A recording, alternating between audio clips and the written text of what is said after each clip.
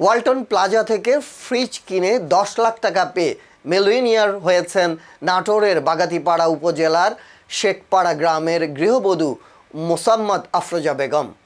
শনিবার ১৬ মে দয়ারামপুর ওয়ালটন প্লাজার সামনে আয়োজিত অনুষ্ঠানে তার হাতে ১০ লাখ টাকার চেক তুলে দেন চিত্রনায়ক আমিন খান, চিত্রনায়িকা বিদ্যা সিনহা মিম এবং ওয়ালটন প্লাজার ম্যানেজিং ডিরেক্টর মোহাম্মদ রায়হান।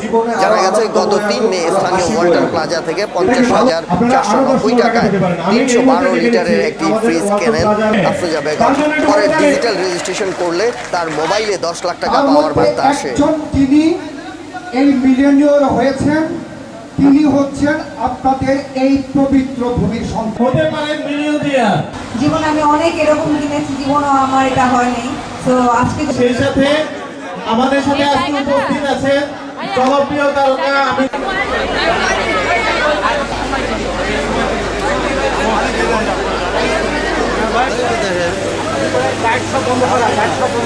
এই ফোনটা ভালো লাগছে আপনার? একটু আসেন।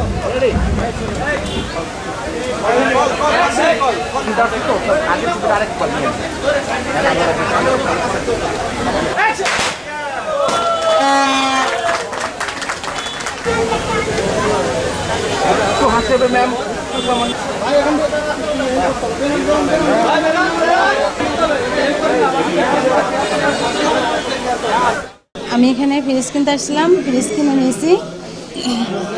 কেনার পরে জানতে পারি যে আমি একটা পুরস্কার পাইছি।